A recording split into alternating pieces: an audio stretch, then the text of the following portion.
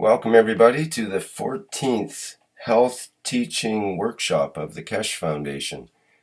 And today we're going to do mostly a review of the previous workshop material, and questions will be answered by Mr. Keshe on things that have been brought up in the previous sessions.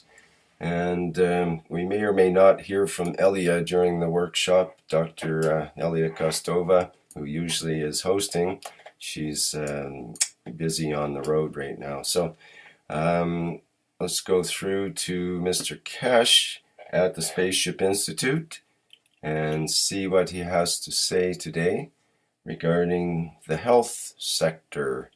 Mr. Keshe, are you there? Yes, good afternoon, good evening, good morning, wherever you are as usual. This is the final health workshop of 2014, and we start fresh on the third week of January 2015. What we thought Dr. Eliya will not be here today because she's gone back home for the holidays, is that we answer or try to open up more in depth any subjects about the health section which anybody might have. So it's more trying to, bring some more information into, if it's possible, trying to explain and clarify some points. There is nothing new which we can add except answering questions till we see, or maybe during the answering questions we might get enlightened with other information. Is there any questions, or are there any questions that we can answer? Yes, if I may, Mr. Keshe. This is Kevan Davani. Mr. Keshe, I told 3 of my clients and their parents, the mothers, to come online and join us on the live stream and Skype session because I told them it doesn't cost them anything to ask questions. One of the mothers called me today and started insulting me, you, all the knowledge seekers, and everybody who has to do with this science and technology. So I think a while ago I would have been upset and mad, but now I'm trying to follow your words or implement your words and bless their souls with a lot of peace and hopefully reason and understanding. There is one client of mine who has a so-called G syndrome. I'm not a medical doctor or anything. Does that say anything to you, G syndrome? No. Is it something neurological? I thought, okay. Never heard of it, so I cannot make a comment on what I don't know. All right. Why did she insult you? That's interesting. Yeah, she started insulting me because she did some, I don't know what kind of homework she did. She didn't research it at all. She said she sent, I sent a link, with all the diseases, with the list of diseases and everything to her. And she started insulting and said, this is totally unserious, not scientific, and blah, blah. And I said, I feel like hundreds of years ago, probably would have been burned. They would have burned me on the fire if I said anything contrary to the doctrine. Yeah, so that's the situation for now. What was the disease you called? G syndrome. I think it's a neurological disorder, but I'm not sure. But no problem. I wanted to ask you about another case. He sits in a wheelchair. But that you would need probably, most probably, a very precise description of the, of the disease or the dysfunction, right? To make a sort of or give your opinion or make an assessment on how to reprocess the body, the physicality. What do you mean in that sense? Like if someone is in a wheelchair and it has sort of a also neurological disorder, what do you call it when the muscles also, that's the problem. I don't know the medical terms for that, but Atrophy of the muscles? Yeah, thank you. That's it. Yeah. You got to see these cases because Yeah. in some cases, what we have realized with our technology at this moment, one of the problem is once you are in a wheelchair trying to move people, it becomes very difficult because we understand the process, but strengthening the muscle tissues or the fibers is extremely difficult.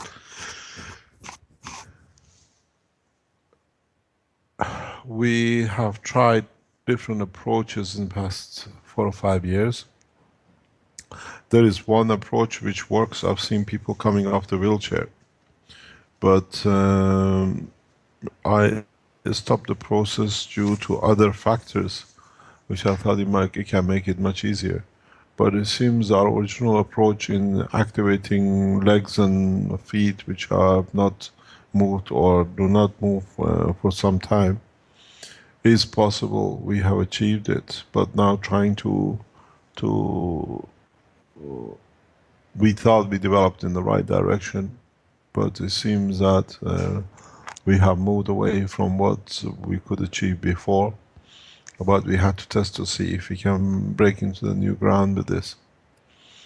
If Mr. Keshe, at one point you talked about having a reactor at the head and at the feet of a person that had a problem like that, I believe, and that would sort of align the reactors of the body, you might say, like we've learned in the previous health workshops from yourself and Eliya on the orientation between, for example, the brain, the lungs, the heart, and so on, different organs form these reactor configurations.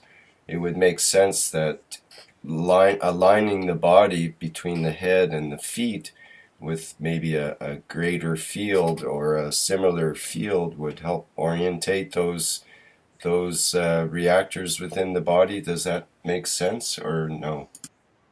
we still do. We used to make helmets and shoes and different body parts to activate, and it works.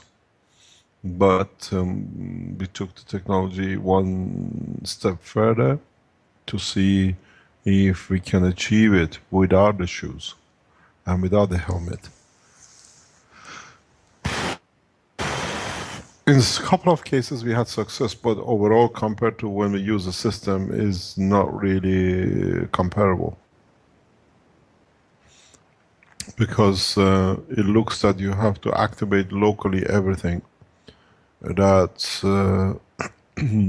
that the system can work and be able to move legs and arms.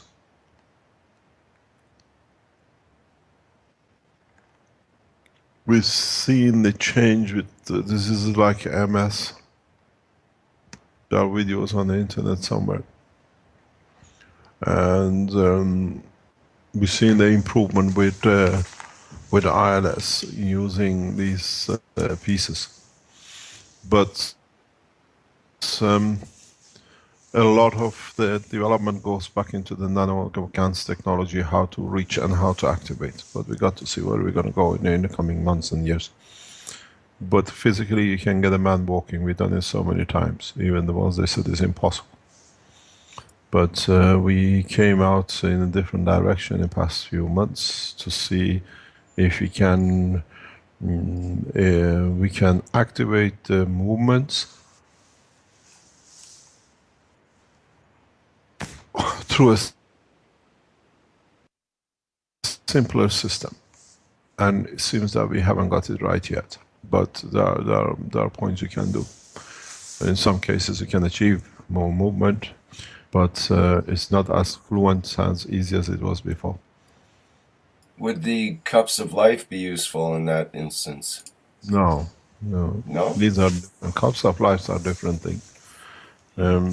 Cups of life have. I'm surprised you said no. I'm surprised you said no right away. Could you elaborate a little bit on that? That's interesting. Put it this way: we've done a lot of tests, and I know the parameters of the work. In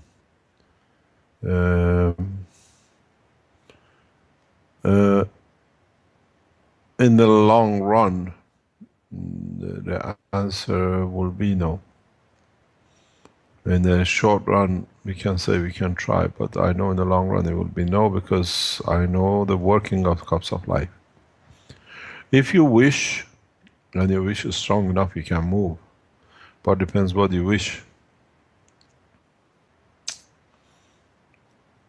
The emotional part has more say than the physical part.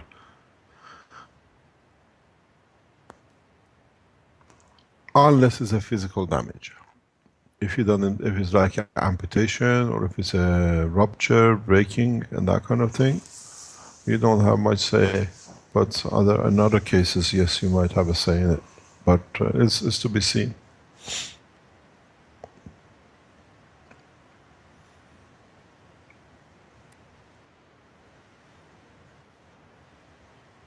In any case, you don't really want to be making health claims as such for some of the things that you experiment with, because it's No, there is for no health claim. We don't. it's space technology that is the purpose for all this, not for being in competition for pharmaceutical companies and that sort of thing.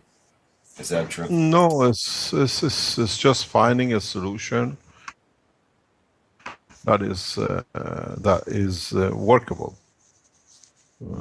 If you listen to previous talks or what I just said, we are not successful in every trial, and when we are not, we look for why and how and what's not understood.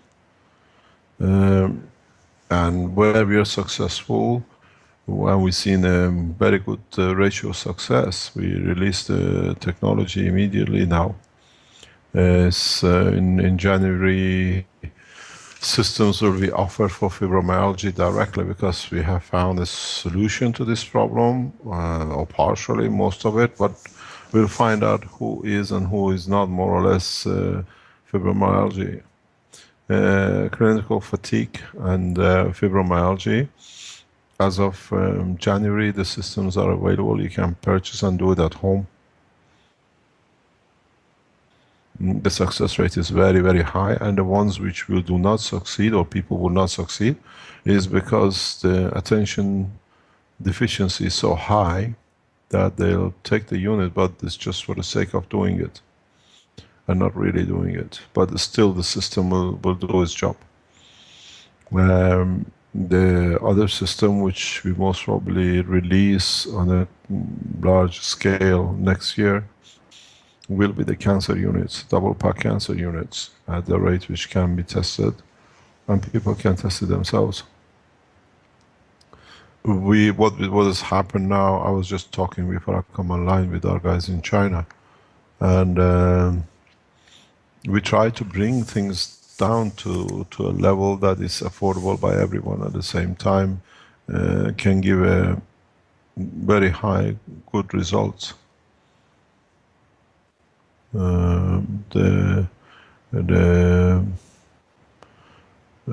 Even certain diseases we can release systems for early next year, that so we can even say what's the percentage of the probability of improvement, and then people can decide if they want to try it, and if they'll be kind enough to respond back to us what they have achieved.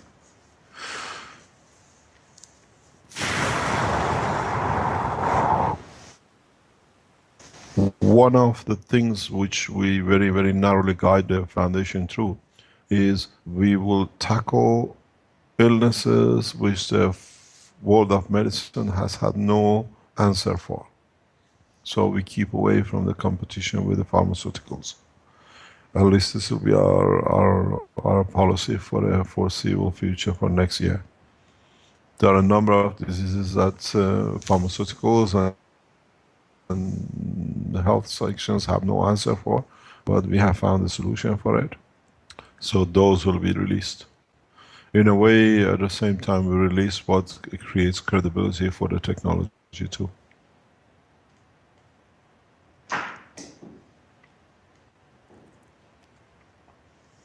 Any other question?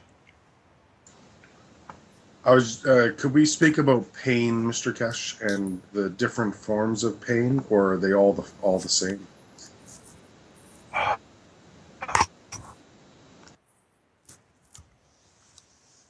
To me, there are different type of pain, but depends how and what you call pain. What would you like to talk about pain?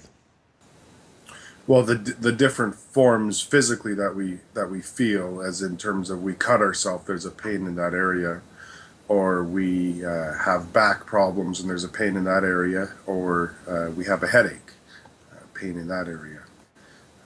The different forms are to do with the different structures, but could you speak about why they all feel as pain? Painful. Why do they feel painful? In so many ways, you have to go for, or the way I look at it, to look for the source of and the reason for it. If you bang your head against the wall, so you suffer from pain, you cannot do anything about it. But a lot of pains are self-inflicted, and in a way, it is to show I'm suffering, but nobody notices. And it's not for the others, it's literally for yourself. These kind of pains, we see it in the older age in the different kind of diseases. What this means is that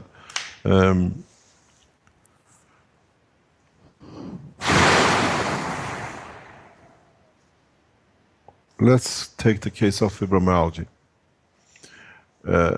In case of fibromyalgia pain, you have pain everywhere in your body. The back, the joints, the legs, the hip, the upper front of the chest, huge lack of energy. But if you touch these people, they are so even touch sensitive, most of them, which means if you put pressure on their arms, they will jump, they will cry, they say it's painful. These kind of pains are due to the circumstances which the body has been positioned or conditioned through psychological situations. But what happens is that I don't want to show it, but I self-inflict the pain to myself for me to remember what I've done wrong. In a way, you carry a pin and you continuously pin yourself, but they do it internally.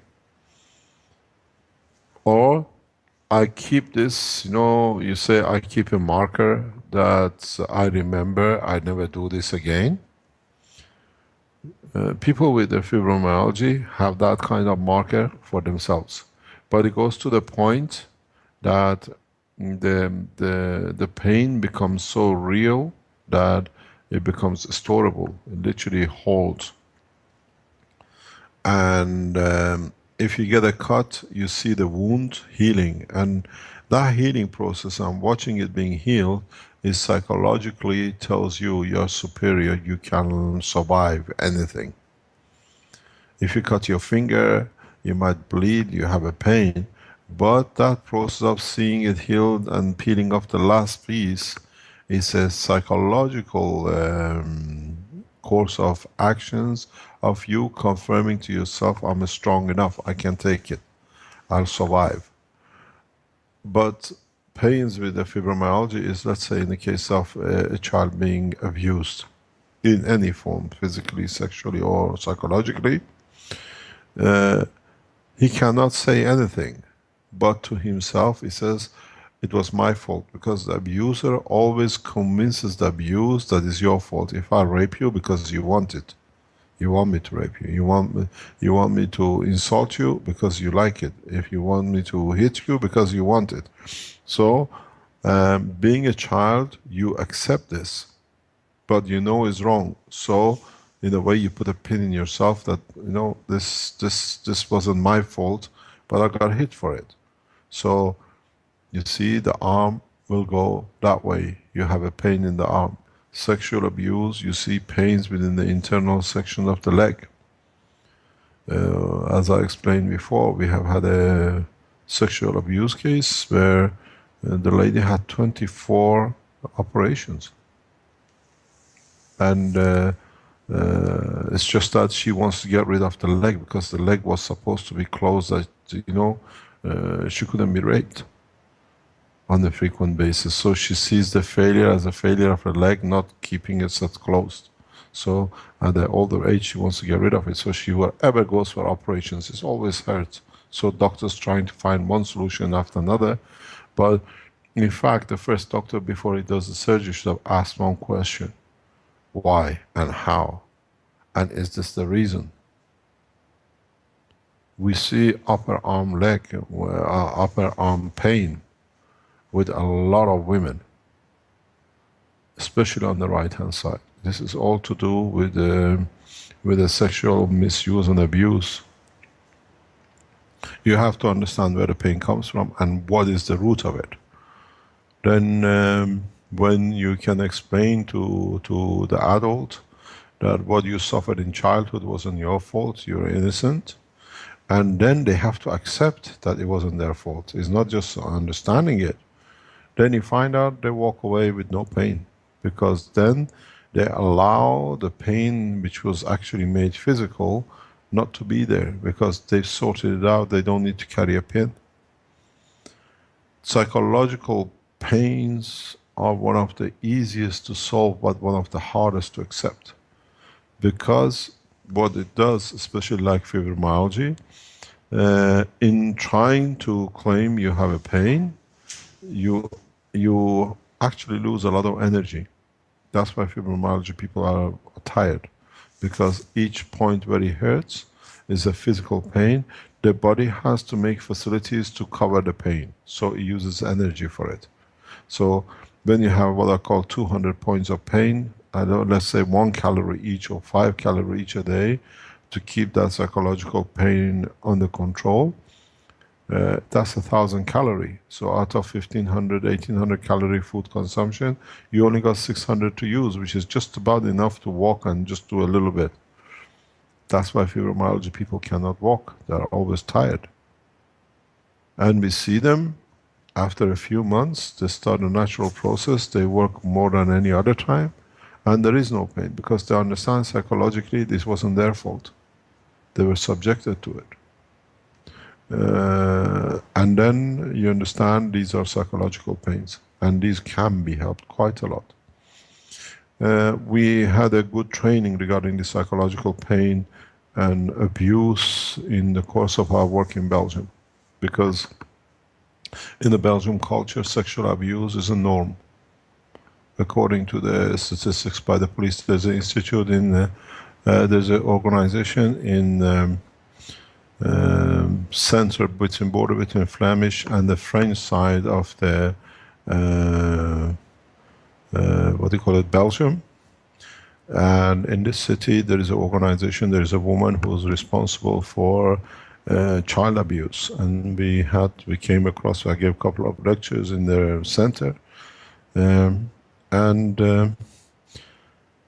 strange enough, according to the statistics by the police, 28% of the children in Belgium get sexually abused within the family, which is horrendous. And then they did a hidden survey about 3-4 years ago in Belgium, where they took blood tests from the parents and the child. For whatever reason, they explained they needed it. And it shows about between 30 to 33% of the children brought up in a family are not from the father which brings them up. Then you see when the father finds that the child is not his, so he abuses it, because I've got nothing to do with it. Then you see the root of the problem. And these children, when they grow up, because of the abuse, mostly sexual abuse, they come up with all these pains and sufferings. And then because when they grow up after age of 30, 35, we see a lot of fibromyalgia, is because they have their children, and then they see they don't do these things to the children what was done to them in the young, when they were young. And this injustice cannot find position. and then all the sufferings of the childhood manifest itself as pain. This is the structure of the fibromyalgia. Most of the fibromyalgia cases we see in latter part, when the men, and it's usually with the women, when they grow up and they see they were not, they don't do that abuse to their children, why they've been abused, and the brain gets so busy with this abuse, why, then it takes a lot of energy and all the pains which comes with it to justify what they did to them. We understand the full process of psychological pain in that respect.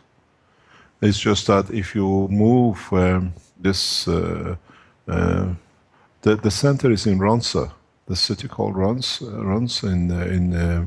in Belgium, and the center is there. I've given talk.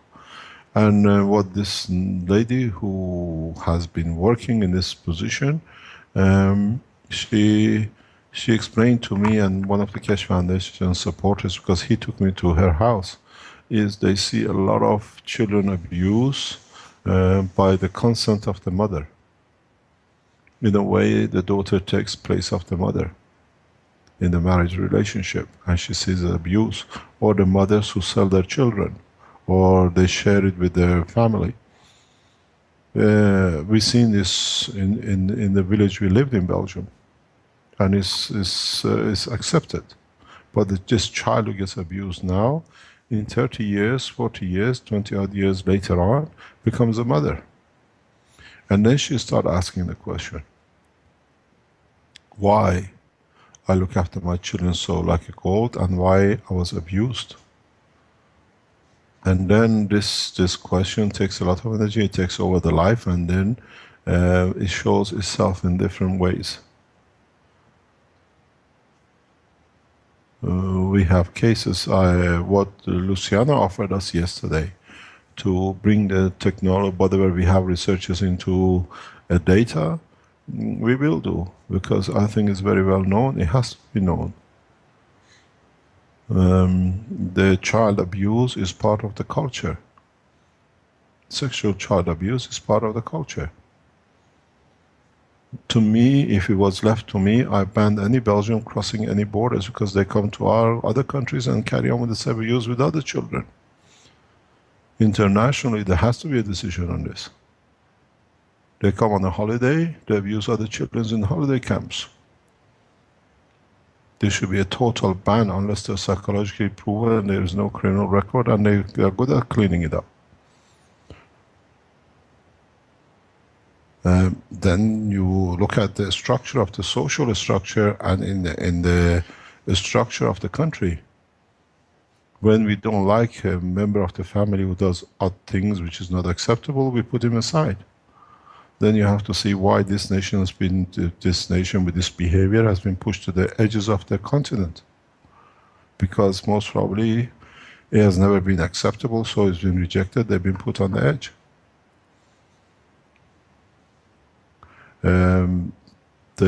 I had a good, maybe misfortune to live in Belgium, but in the process of the research, we have come to understand how a lot of pains are created. Psychological pain, like abuse, physical or psychological, you see physical abuse in Italy. Physical abuse of children and the behavior of the children we see in Italy. Here there is not a sexual abuse. Here is a huge physical abuse, but with the new orders of child protection, the abuses are taking place in the behind closed doors. And now that we live here, we are open to it. We see it quite often. Children are used as a battle point. And they come out of the room as nothing happened, but you can hear the hit of the flesh when the parents punish them. And it's very normal.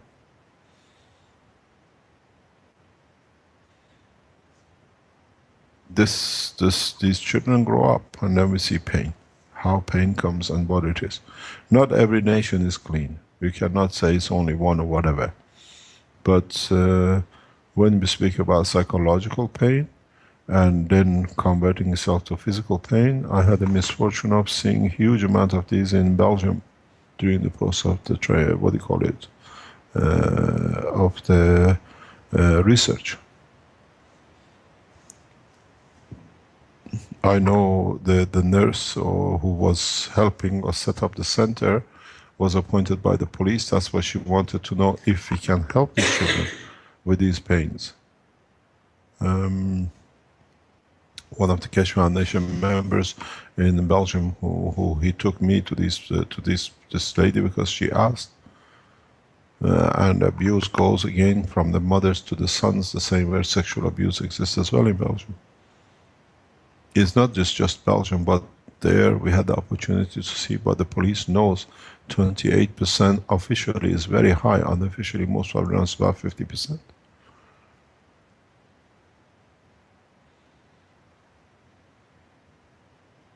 And we have a lady who's written her life story because I could not get her sorted with her fibromyalgia. And she wrote, she's written her story, how she's got to this point, and she gave it to us to read it. She wants it to be published. And when she realized that it wasn't her fault, now she lives near normal life. I used to give talks in her house because she said it has to be known by the other. And 95% of people in all the meetings she organized were women, and they were all abused.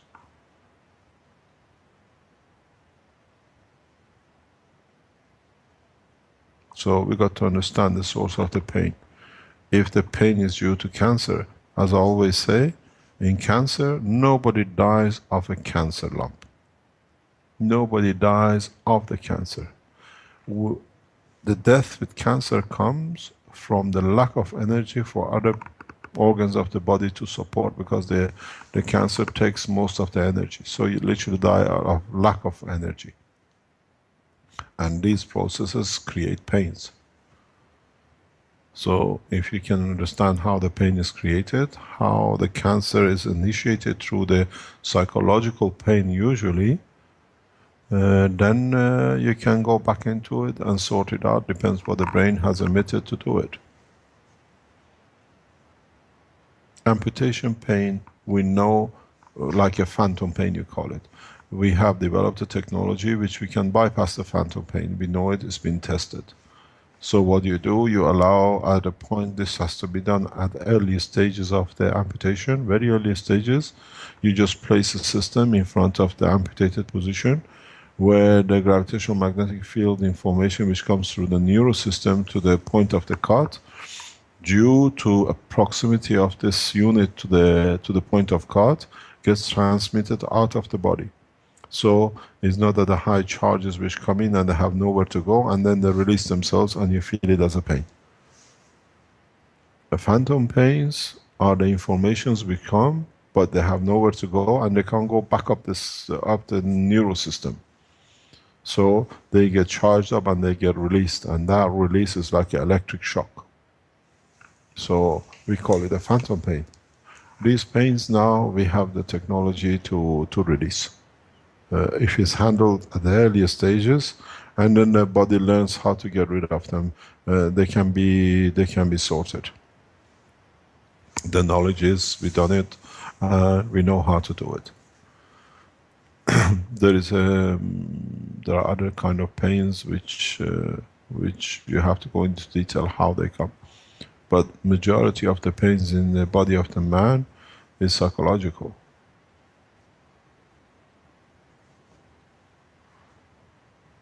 Any questions? Or do you want to expand on it? No, that was really good. Thank you very much for that. I know Vince probably would like to hear a little more about the actual construction of a pain patch, in terms of, there have been some people experimenting with using a form of nano-coated plastic. I'm wondering if that might, if you might expand on that a little, or comment. Is that useful? From the first week of January or second week of January, the Keshe Foundation on the commercial side will market what we call pain pads. This was the decision of Dr. Eliya to market it because she used it and Arman used it, and they've seen the effectiveness of it. And she says, for example, there are some things in the market which do these kind of things, and they cost around 100, 120 euro for a patch or a system, and doesn't work with everything. We have a very simple system which I've developed it, and it's been developed for us, and then now we found out in recent past it can be done much easier. And it's actually the people who helped us to get it there, they buy it off the shelf apparently. So we have gone into details of development and doing it. And the paint pads will be marketed by the foundation. It's about 30-35 centimeter by 60 centimeter, and they'll be marketed about $15. This or $19 depends what we decide in the coming few days because of the packaging and how it's going to be protected. So what you do, you put these pads create a gravitational magnetic field around the paint. In a way you transmit the fields which are part of the pain in and back into as a normality to the muscle tissue. And within 2-3 hours you see the relief. Sometimes you see instant relief. It's been used for like a leg cramps. Ladies who get leg cramps during their period, their monthly cycle, some of them they get, they just put it on within instantly, they see the release. We have used this extensively for different applications, and they are very, very, very effective, extremely effective, especially like back pain. What happens, back pains, some muscle pains, like when you lift something, it creates acid within the tissues, and it creates, the pain comes actually from the separation and the chemicals which are created between the fibers. So what you do, you create a condition that the fibers can tolerate or allow for the acid to find and be removed. It's not magic, but it works, and I have used it for nearly 10-15 years in the process, and it's very effective. So you don't solve the problem with these pads. If it's something chronic, you have to see it to it. But if it is like a muscle pain or a joint pain, it immediately reacts. And what you do, you just transfer plasmatic magnetic fields in and out of the position, and then it matches to the neurosystem, and you don't feel the pain. Nanomaterial pain pads have a depends again on what nanomaterial you use, and then what nanolayer it is, and you have to be very careful with it. I've looked at it. It's like if you have a CO2, when you use a copper and a zinc, or you use a copper and copper, then you have a copper oxide. Now in your neurosystem there is a copper nanolayer, and then you use a nanocopper layer. You can start developing elements within the fibers. It might work on some, but it might work in one certain positions. So that knowledge has to be developed, because now we understand the position of nanomaterials, as you've done with your plates, and then you have a liquid, you have water, you have blood in your muscle tissues. There's a lot of things to consider before you can market those kind of things. These are specifically non-intrusive systems which they work. We reckon they'll be good for about 30-50% of the pains, but not for all pains. It'll be going on the website within the next week or two. This was the decision which Dr. Eliya, she wanted it to be marketed because she uses it for her patients, and at $15 or $20 is affordable than $120, 120 euros to $100 or $150.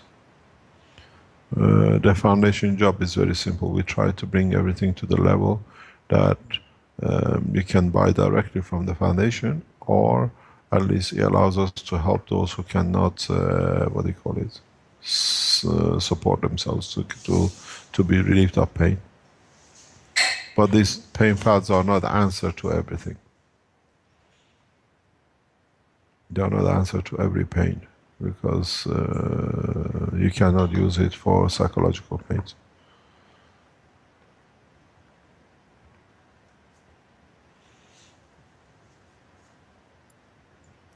Okay, thank you for that. Is there some more questions on the Skype call? I see a question on the live stream. Okay. Steve's, and it says, how can one person develop his own self-awareness to know what is the real source of the pain? I mean, is it a long process? But I think you noticed any process that can be successful at a good ratio. I think we ourselves, to analyze our own pain, will be very difficult because we are biased to it. That's why we are there where we are with the pain.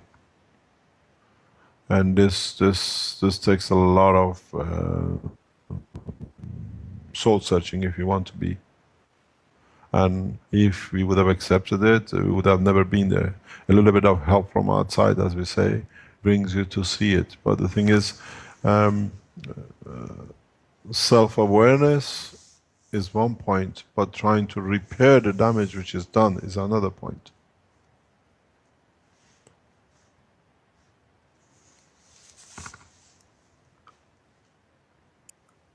Right, but you have to know where that is coming from.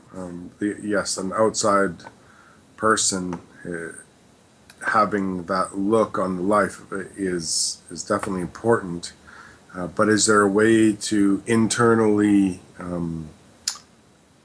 point out to yourself, or a way to open your own mind of what's actually happening inside of you? Is there any way that you can think of, or that you know of, that? You can do it if you go back to your conscious and analyze the true level of the pain, the true reason for the pain. That's why you see a lot of people suddenly have a cancer and they don't have a cancer. It's by the food partially, or by something they take. But in fact, they analyze the point of the disease. You got to understand the psychological life. If you understand the psychology of the life, then you can solve a lot of problems. When you're happy running around doing whatever you like to do, nothing matters. This is the normal life. But when you are told you have, let's say, cancer, and people with the cancer usually start reading nowadays. What is the reason? Why did I get cancer? What's the reason of it? And then in some places they find an indication to the cancer, the reason for the cancer, and then they start soul searching. They go back, why, okay, let's say I'm a father and I have a prostate cancer. And I know most probably the reason for my prostate cancer is my children, is my son. And then I go and look, what have I done wrong with my son? Where can I find peace with it? Because now I'm dying. At least, we try to be a little bit more honest with ourselves. We start looking into what we done wrong. As we say, we start adding up to close the book, as we don't have much time left, because that's the usual feeling when they tell you cancer is a one-way traffic, you're getting to the end of the road. And then you find out some people touch the nerve, touch the point where they find out it was there. They assumed everything wrong about children or their son. And they become just to themselves, not to the son.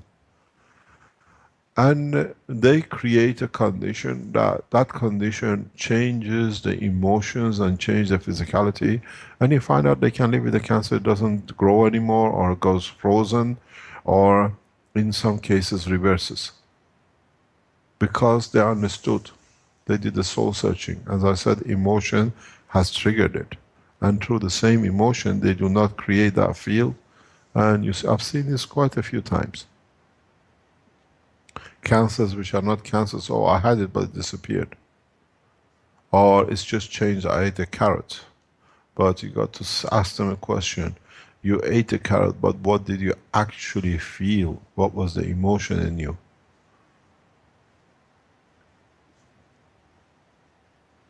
You have to, then you find out it's possible.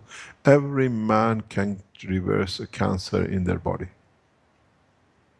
Or not reversing it, but accommodating the cancer to be part of life. Because cancer is evolution.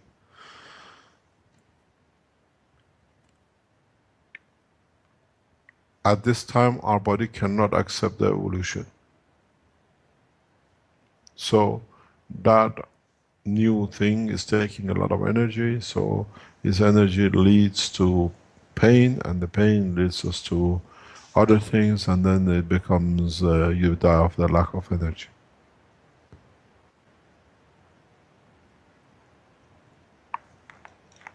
But sometimes you find a reason, but you're not strong enough to accept the reason. So the next step becomes very apparent. And some people like to put people through pain because that way they confirm their strength. Why does a father hit a child? He knows he hurts, but this way he confirms to himself that I'm more powerful. I get better, so I can better too.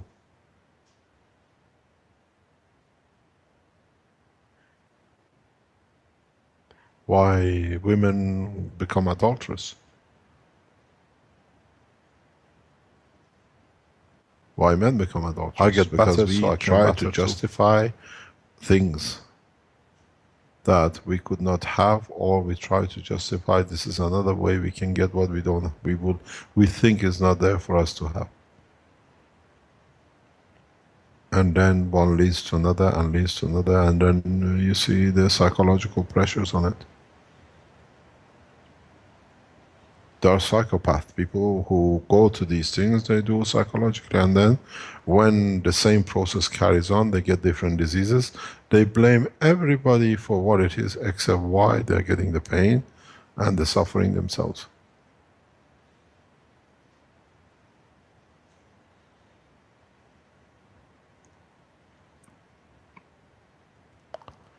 Any other question?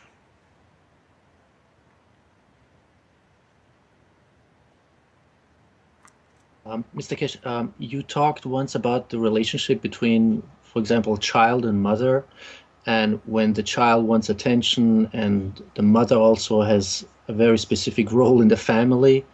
Is it possible that, or I know I cannot make any general statements here, but is it possible that a mother wants to have so much control over, I don't know, the conduct, the life of her child, and vice versa, and the child wants attention, that, you know, in the end, the child ends with some kind of, I don't know, handicaps, disabilities, wheelchair, neurological disorders.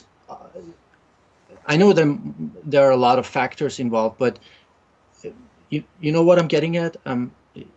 Is it possible that too much control over somebody could, from their childhood on, could cause this? Maybe. Okay, thank you. I know children who feel totally sick, they can't do anything.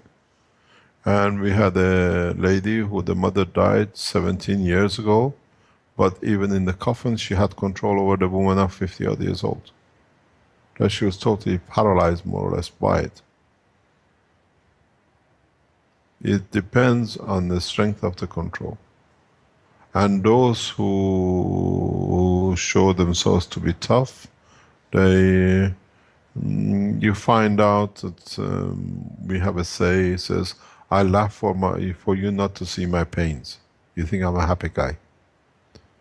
And a lot of parents, especially mothers, control full control, they put fear in the life of the children to show their control. Because then you look at it, they are so weak that they are controlled by another part, which is their own weakness. So you can make your child sick, then you have a reason to look after it. And then because you look after it, you dictate everything to do with it, because now I'm in charge. We see mothers taking children from doctors to doctors, and the doctors keep on saying there is nothing wrong with the child. Actually, they got to stop and see what's wrong with the mother. I reckon 50–60% of children going through hospitals and doctors are never sick. It's the mother who has to have a reason for the child to be sick. And the will of mother is so strong that she'll carry it through. And the child confirms every time, yes, I'm sick. Because if he doesn't confirm, he loses the love of mother. And the mother has no control. Now it becomes ping-pong game between the mother and child. And these controls carries on till the child dies, because the mother has taken control from the beginning. That clarifies a lot of things for, you know, those people I work with. Thank you. Appreciate that. Thank you very much. You're welcome. Any other question? Today is going to be a very small, very short session.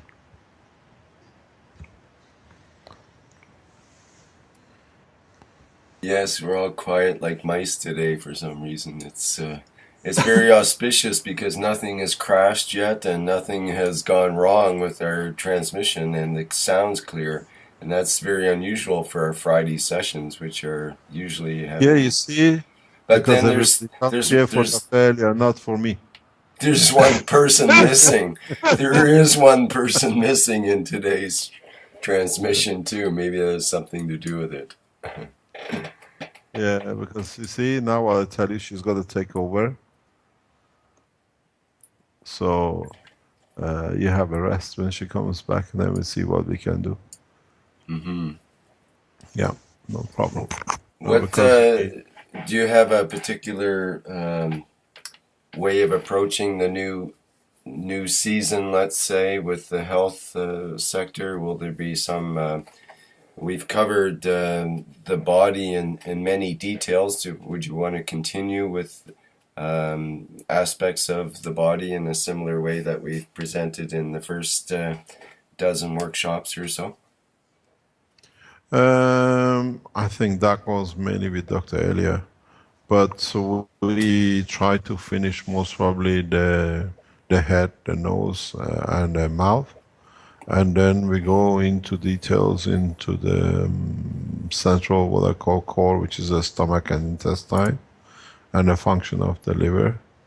And then we go to the reproduction core, which is the womb. And then we start analyzing the relationship between diseases and whatever it is from the Dr. Eliya's point of view. Yes, I see. Yes, there's still a lot to cover then, that's for sure. I think it's about a year, 2 years if you do it, and then you have to go into diseases one by one. How diseases come and how it can be sorted and what the condition be. But don't forget, in the coming months, the foundation will release health units, and then we'll see where we go from there on. I'm sure there'll be lots to discuss once some of that data starts coming in as well. There is a point that we hopefully will have access to, or we should be able to, if we succeed in our way, in nuclear and biochemical diseases. Very much at the moment, a large number of diseases are due to nuclear radiation background. Now we see in Fukushima and in Northern Europe. So we start looking at those conditions most probably, because radiation and plasmatic radiation in space is a main concern in how we can protect the passengers. And I see the news release yesterday that the Ebola vaccine produced, I believe in Canada, is not effective and is being recalled because people are getting side symptoms like joint pain, and their fingers are in a lot of pain they can't get rid of, and so on. So they had to retract the tests they were doing. That might be an opportunity for others to fill in with alternative techniques like you are advocating. Our systems have been blocked at the moment by the World Health Organization in Sierra Leone regarding the Ebola, but the advantage with was that we received the further testing with E. coli bacteria, which now we launched the system for it for what do you call it, for use and for disinfection. We have to see who and how will dictate this position regarding the E. coli, Ebola, how they will allow it to be taken to the next step, because I think there's a lot of things going on in the background. We see it, but I presume it's normal in this kind of organizations. I know there was, for example, doctors in Sierra Leone that wanted to treat with the nano silver treatment, and then they were accepted initially, and then they were banned from doing it, and then the U.S. was supposed to come in and offer the vaccines, but then the vaccines weren't available, and so it seems like a lot of political conflicts going on there, and no, it's a lot of money making. There's no right. It's a very, very big market. It's a huge market. They are trying to control.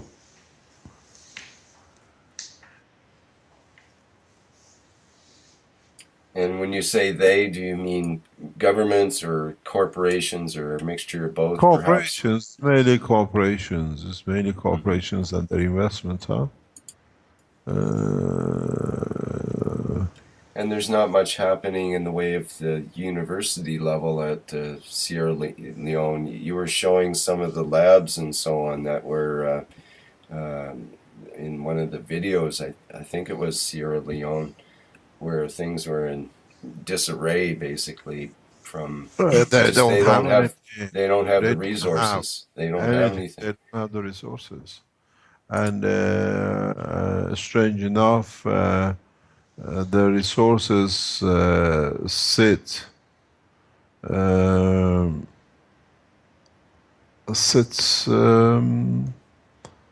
nobody knows, because I went through the universities, I went through the different chemistry and biology and physics department, and as I say, I have more cups than they have in the whole of university laboratories in the house. There's nothing there. There are some scales from 1950s, if that. Electronics are not heard of in any apparatuses in the lab. There is no machinery that you can produce something. I don't think there is even what we call a standard lead machine in any of the universities. Everything is scarce, and they educate scientists, and when they are at certain level, which they are good enough, they're intelligent enough, they're sucked out into America. They all end up, large number of the Sierra Leonean scientists from the schools which are good high school, what they call university, end up in Arizona universities. So it's become, it looks like each state has picked up one country in Africa to suck the educated out of. And it's very strange. It's health position in Sierra Leone is very peculiar. When I was there, I was told by the morning that there's a dental conference in the city. Can I attend to give a talk? And I said, just They just managed to get me through to just give a half an hour talk in this seminar. There must have been about 70, 80 people in there, all very old pension dentists who gone back home to die, more or less. They wanted to retire back in Sierra Leone. You don't see young dentists. And what do you expect from so many million people with a few handful of, I think the whole country has about 200 dentists, and they're all majority, 90% of it, are all retired, coming back from Europe or America. So there is nothing left. As I said in my talks before, when they took slaves, they took the most strongest and the beautiful ones, and that they could do something with. And now they take the talented. The slavery hasn't changed. It's just changed clothing in different name. The nations are losing their talents. They're getting sucked out of them. They didn't take paraplegic, and they didn't take the broken leg one, and they didn't take the thin one and the sick one when they took the slaves. They went and took the best. And now slavery has got a different meaning in a different form. We put them on the plane and we train the educated. Do you think that the religious figures that we saw in the last workshop would be willing to abolish that form of slavery? We'll show the path next year, because I have a very clear idea how the foundation is going to work. And it's irrespective of me staying alive or not, or the foundation goes in one direction or not. I have set the direction, and even today when we were speaking with our colleagues in China, one of our, the team who came here, he is from Caribbeans with a lot of problem, and I explained to him on the Skype today. I'm sure he's listening to it today, now or later on to this program, that any profit we make from the sale of our units, which is a share of the Keshe Foundation, immediately to be transferred to his country, because he is participating in developing the technology for helping his nation. And he has the ability to hopefully be able to put it in the right places that the right people get benefited by it.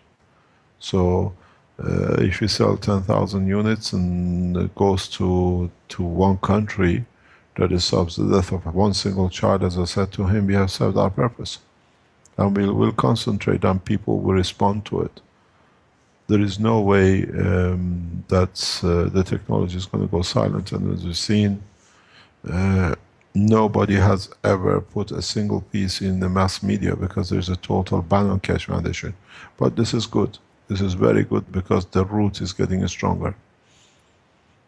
The roots are very, very strong. People understand it. We see by the sale of units, we see by the interactions of the system which come in, and the CO2s which are going out. The strange thing is, for example, the CO2 kits which are sent out of here from the foundation, the governments are opening up and removing the, the plates from them. That the system arrives without the plate, which is impossible. The way we do it here, everything is, we know what it is. Even units with 4 plates, they take the plates out. Why?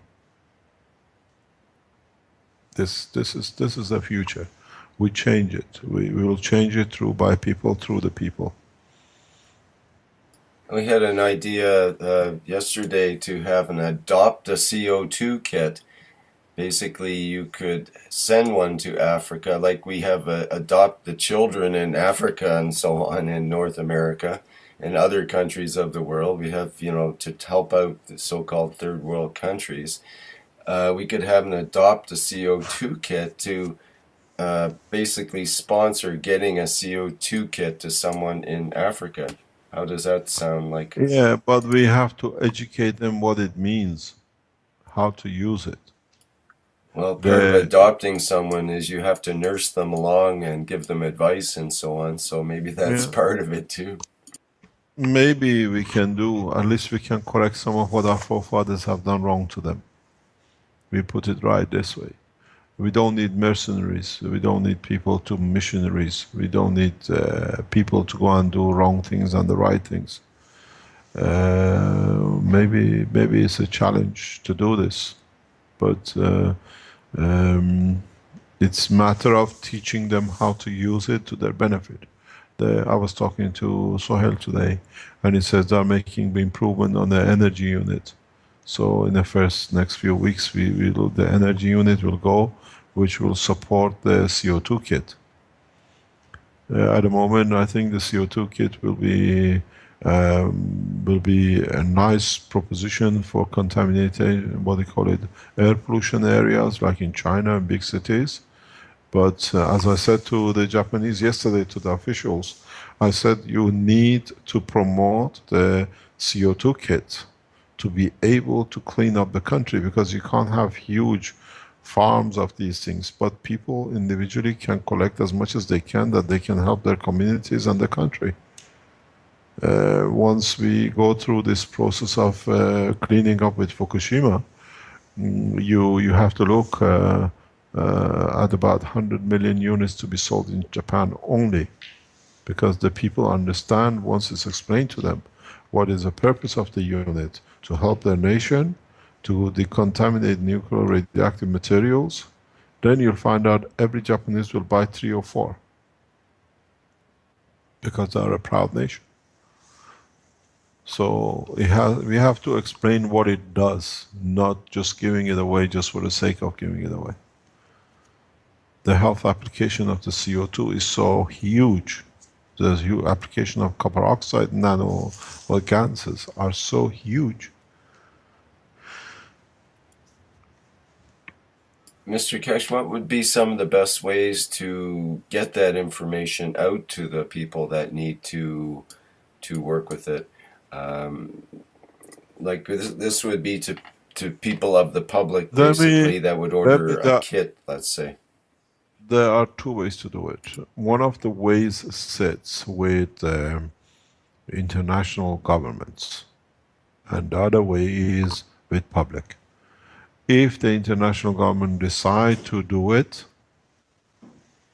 and try to bring it out, don't forget, we are not the only organization who is on this line of helping. There are millions of us, but there is an old English say, divide and rule. As long as you can get all the organizations spread and busy trying to help little by little, you can do your ruling and destroy them one by one.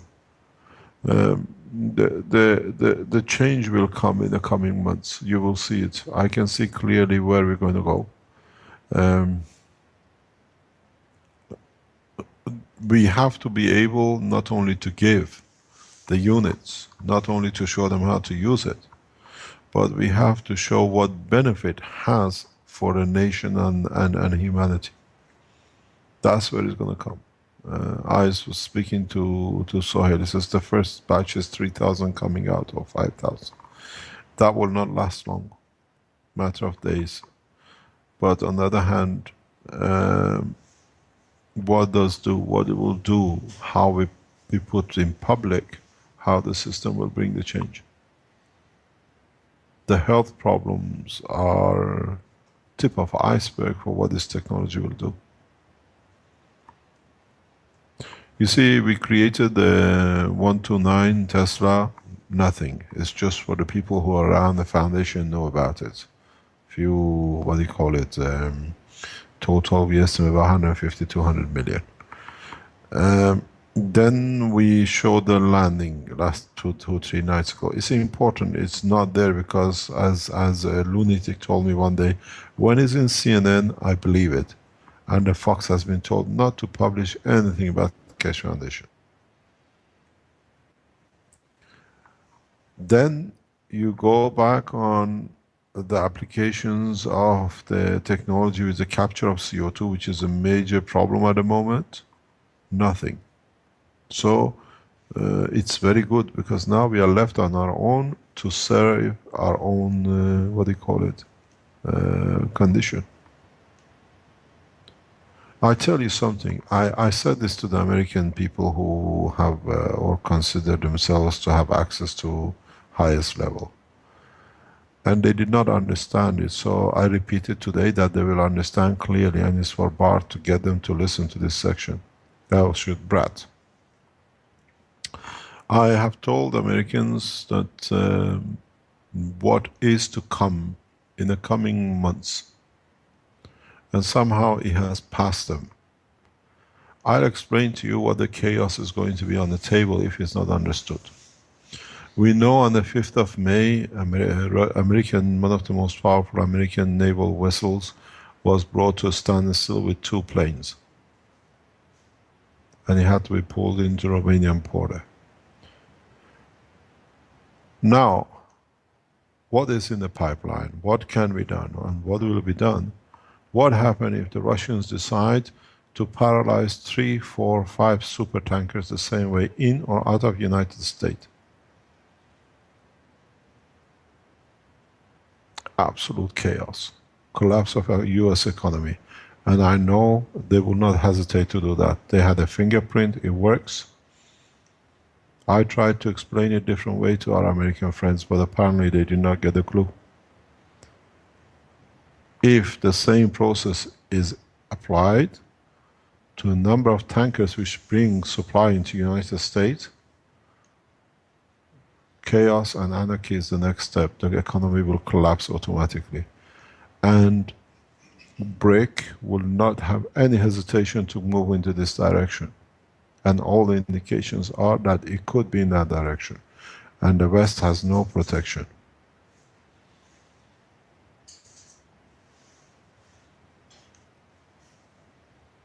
All it is, you don't need to hurt a single person.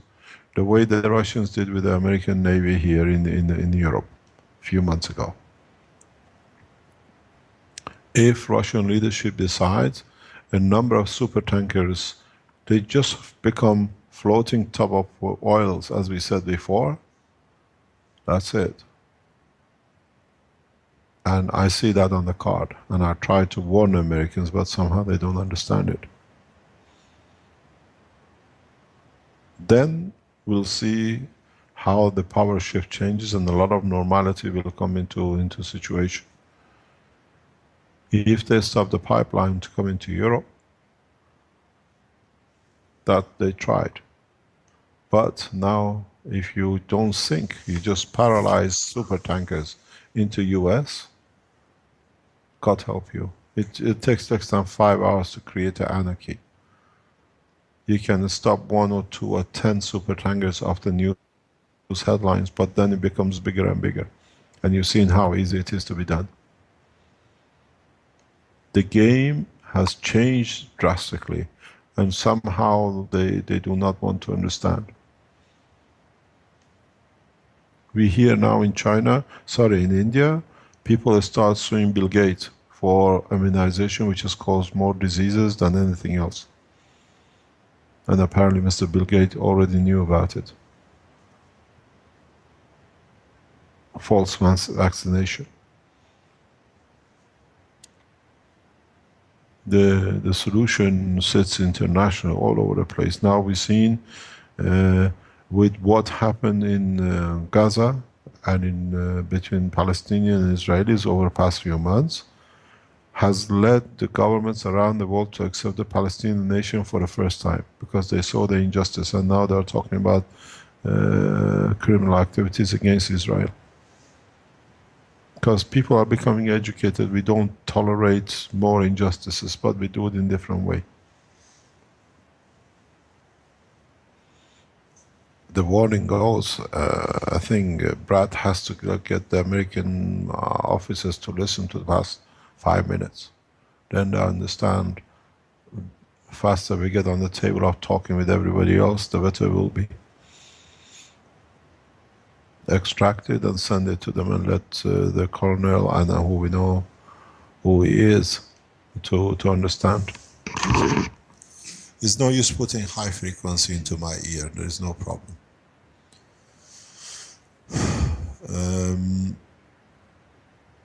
So you got to realize in the fact what the health will bring and what it will put on the table.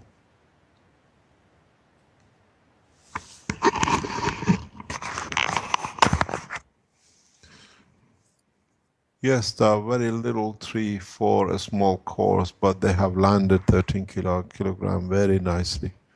And now we set the system to go upwards. And Arman is very happy. Armin finally gets to go up, or tries for up here, right? We have seen the first introduction this morning with the satellite reactor, and now this afternoon, just before we come up, we've seen the link up with the upper reactor. So the changes are there.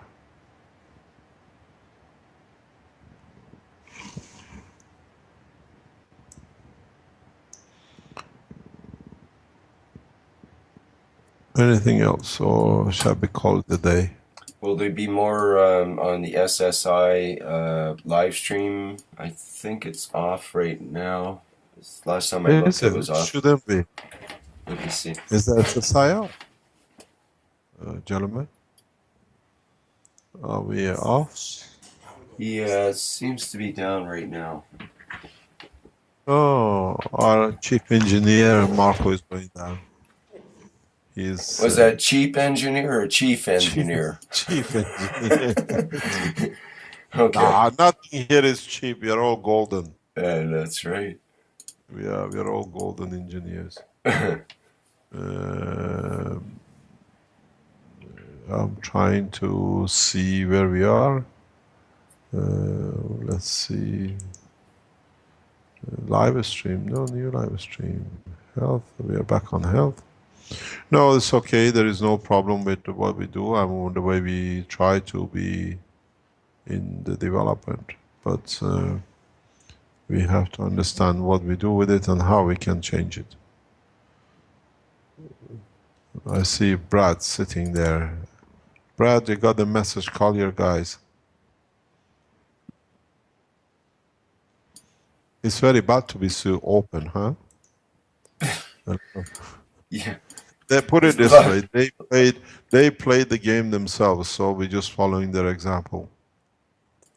Sometimes people associated with you are worried about security, but I think you keep things so much in the open. There's not that much that gets hidden to be worried about the security aspect, in a sense. No, in a sense, they went out on broadcasting what they're going to do, not us. So we have nothing to hide. We're very straight up. As I always say, our openness has been the key to our success.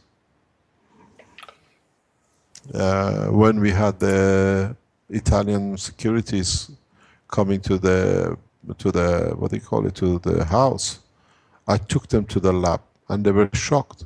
And they said, are they all Iranian scientists? I said, no, that one is American, that one is a Slovenian, that one is a Belgian. And they found out this secret lab is by all internationally known. So it has helped us.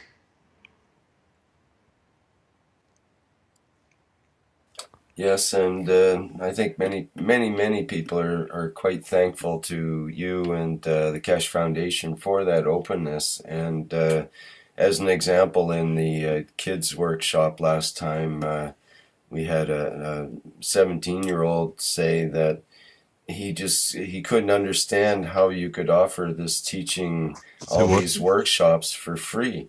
And he was quite amazed and happy and just delighted to discover this teaching. Yeah, but the thing is, I think our next step in sharing not only the knowledge, but the technology will be, that's where we are now, health teaching. We got to go to the other one. It'll be a very big problem. Because up to now it was okay, they are doing this and that and whatever, and now it was the books, and then it was the teaching, And now it is very important to be able to keep a very straightforward workshop with delivering the systems to the needy, what I call. Then it shows exactly, it's not just only teaching, it's everything else to go with it. I see Brett jumping up and down. Call your boys, boy. I think people in the White House will have a sleepless night tonight, not knowing what is about to come.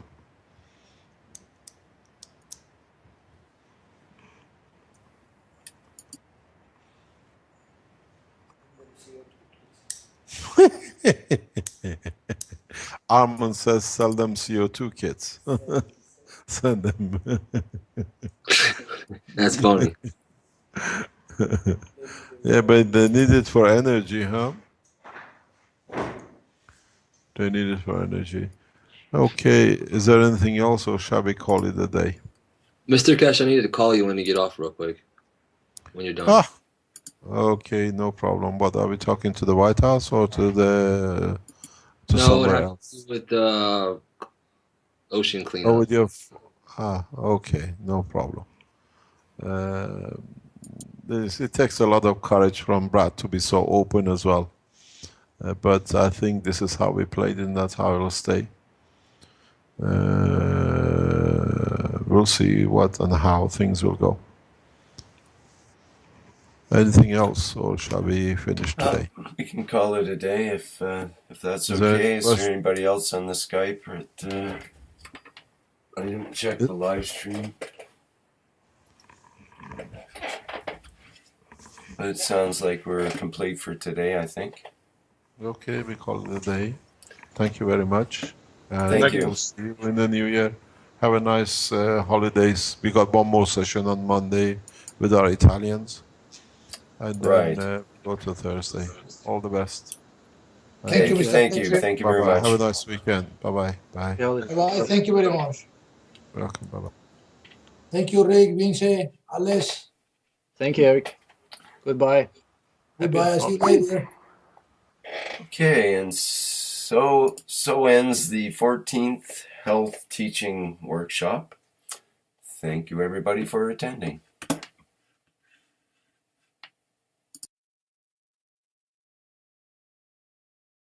Into, if it's possible, trying to explain and clarify some points. There is nothing new which we can add except answering questions till we see, or maybe during the answering questions we might get enlightened with other information. Is there any questions, or are there any questions that we can answer? Yes, if I may, Mr. Keshe. This is Kevan Davani. Mr. Keshe, I told 3 of my clients and their parents, the mothers, to come online and join us on the live stream and Skype session because I told them it doesn't cost them anything to ask questions.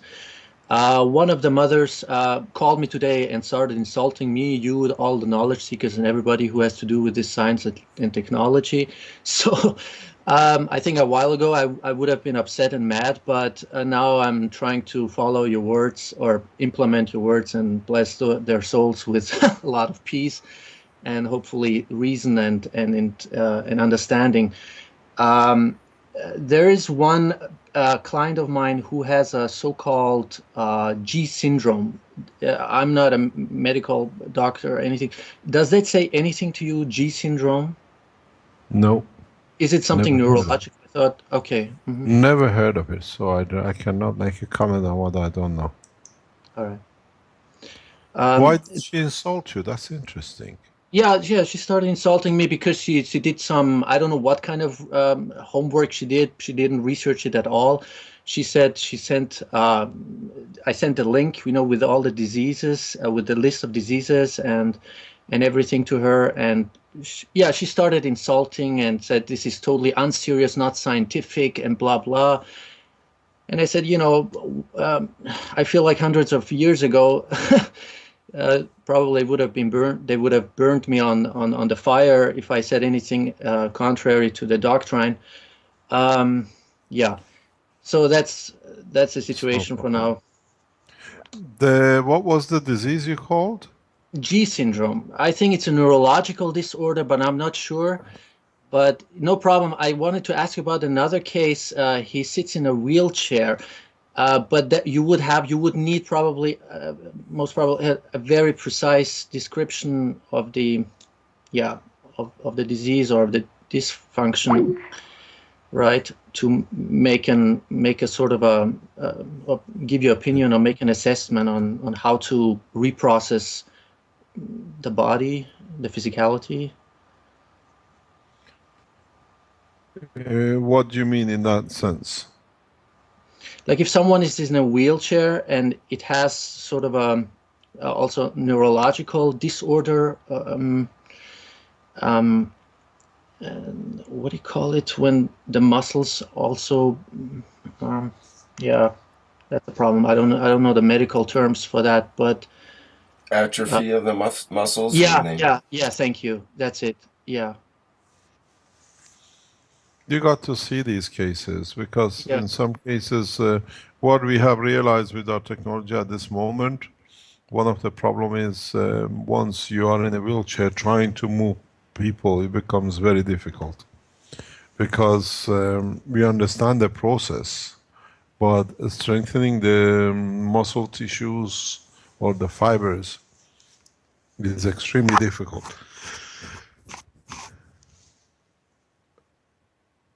We have tried different approaches in the past 4 or 5 years.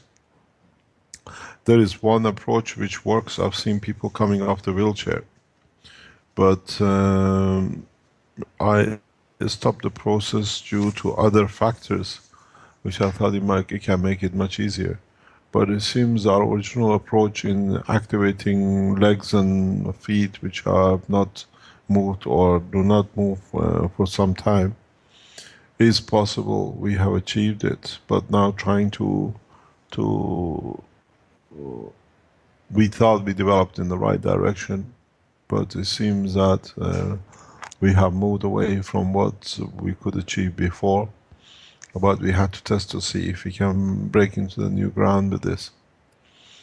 If Mr. Keshe, at one point you talked about having a reactor at the head and at the feet of a person that had a problem like that, I believe, and that would sort of align the reactors of the body, you might say, like we've learned in the previous health workshops from yourself and Eliya on the orientation between, for example, the brain, the lungs, the heart, and so on, different organs form these reactor configurations. It would make sense that aligning the body between the head and the feet with maybe a greater field or a similar field would help orientate those reactors within the body. Does that make sense or no? we still do, we used to make helmets and shoes and different body parts to activate, and it works. But we took the technology one step further to see if we can achieve it without the shoes and without the helmet. In a couple of cases we had success, but overall compared to when we use the system is not really comparable. Because it looks that you have to activate locally everything that that the system can work and be able to move legs and arms.